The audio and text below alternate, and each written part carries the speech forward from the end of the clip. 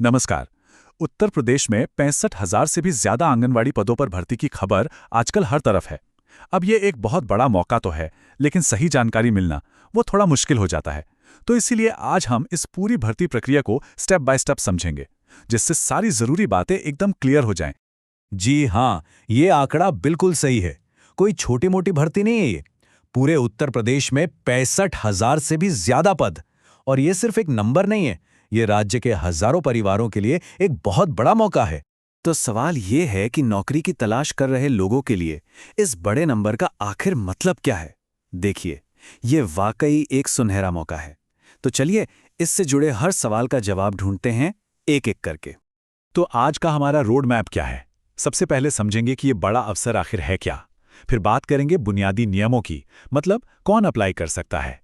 उसके बाद देखेंगे चयन का रास्ता कि सिलेक्शन होगा कैसे। फिर जानेंगे काम और वेतन के बारे में, और आखिर में एक जरूरी चेकलिस्ट पर नजर डालेंगे। चलिए शुरू करते हैं अपने पहले हिस्से से, बड़ा अवसर।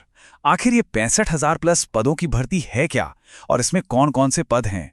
तो देखिए, ये जो भर्ती है ये बाल विकास सेवा एवं पुष्टाहार विभाग यानी ICDS का एक बहुत बड़ा कदम है। इसका सीधा सा मकसद है गांव और वार्ड लेवल पर जो आंगनवाड़ी केंद्र हैं उनमें खाली पड़े पदों को भरना।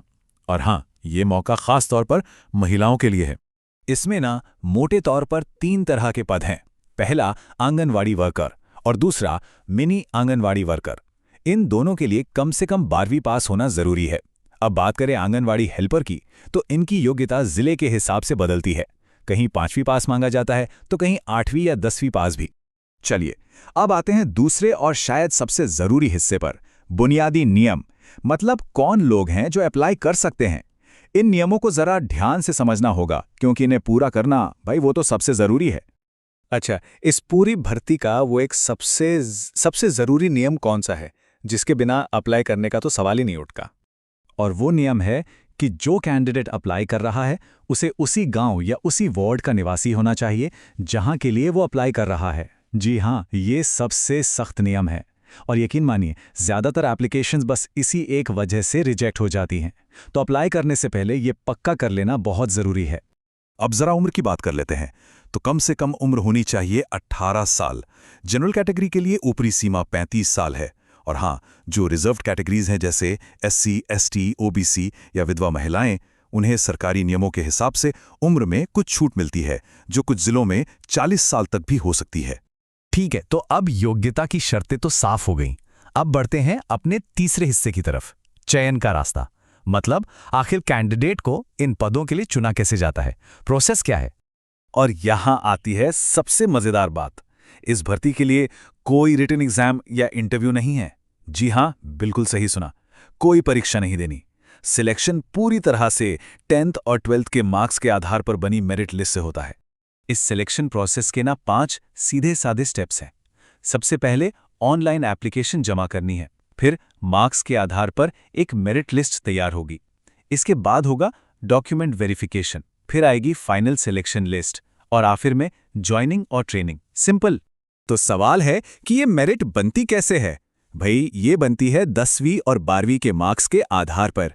सीधी सी बात है, जितने ज्यादा नंबर, सिलेक्शन का चांस उतना ज्यादा। हाँ, कुछ जिले दोनों क्लास के नंबर जोड़ते हैं तो कुछ सिर्फ 12वीं के। वैसे 70% से ऊपर का स्कोर काफी अच्छा माना जाता है। लेकिन सबसे जरूरी बात, अपने जिले का ऑफिशियल नोटिफिकेशन जरूर देख लेना, क्योंकि आखिरी नियम वहीं लिखा होगा। अच्छा, एप्लीकेशन प्रोसेस तो समझ लिया। अब जरा असल काम पर आते हैं। हमारा चौथा हिस्सा है काम और वेतन। इसमें समझेंगे कि इस रोल में आखिर करना क्या होता है और इसके लिए मानदेय यानी पैसे कितने मिलते हैं। देखिए, यहां एक बात समझना बहुत जरूरी है। ये कोई फिक्स्ड सैलरी वाली नौकरी नहीं है। इसमें सरकार की तरफ से एक मानदेय मिलता है। एक अंदाजे के मुताबिक आंगनवाड़ी वर्कर को करीब 8 से 12,000, मिनी वर्कर को 5 से 9,000 और हेल्पर को 4 से 7,000 रुपये हर महीने मिल सकते हैं। और हाँ, ध्यान रहे, ये रकम जिले और योजना के हिसाब से थोड़ी ऊपर नीचे हो सकती है। और अगर काम की बात करें तो ये सिर्फ एक जॉब नहीं है, ये समुदाय से जुड़ा एक बहुत ही अहम काम है। इसमें 3 से 6 साल के बच्चों को प्री स्कूल एजुकेशन देना, पोषण आहार बांटना, बच्चों का वजन लंबाई नापना, टीकाकरण में मदद करना, गर्भवती महिलाओं की काउंसलिंग करना, और हाँ, इन सब का रिकॉर्ड मेंटेन करने जैसा एडमिनिस्ट्रेटिव काम भी शामिल है। तो लबोलुबाब ये है कि ये एक मानदेय पर आधारित कॉन्ट्रैक्ट वाला पद है। इसे परमानेंट सरकारी नौकरी समझने की भूल नहीं करनी चाहिए। ये एक सेवा का काम है जिसके लिए सरकार एक तय मानदेय देती है। और अब हम पहुंच गए हैं अपने आखिरी और सबसे काम के हिस्से पर, जरूरी चेकलिस्ट। इसमें हम देखेंगे कि अप्लाई करने की तैयारी कैसे करें ताकि कोई भी गलती की गुंजाइश ही ना रहे। सबसे पहले उन गलतियों पर नजर डालते हैं जो अक्सर लोग कर बैठते हैं। सबसे बड़ी गलती अपने गांव या वार्ड की जगह किसी और जगह से अप्लाई कर देना। इसके अलावा धुंधले या गलत डॉक्यूमेंट्स अपलोड करना, मार्कशीट और आईडी कार्ड में नाम का मैच न होना, या फिर जन्म की तारीख या नंबर गलत डाल देना, ये कुछ ऐसी गलतियां हैं जिनसे एप्लीकेशन सीधा रिजेक्ट हो सकता है।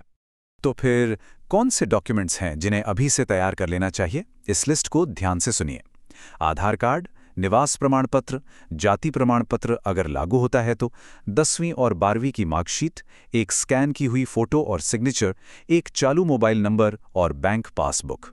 समझदारी इसी में है कि इन सब को पहले से ही रेडी रखा जाए। तो आखिर में एक जरूरी सवाल, जब इस भर्ती में कोई परीक्षा ही नहीं है तो सिलेक्शन का सारा दारोमदार सिर्फ और सिर्फ डॉक्यूमेंट्स और उनमें दिए गए नंबरों पर है, तो सवाल यह है कि किसी भी कैंडिडेट की मेरिट साबित करने के लिए क्या उसके डॉक्यूमेंट्स वाकई पूरी तरह से तैयार और सही हैं? इस पर सोचना बहुत जरूरी है।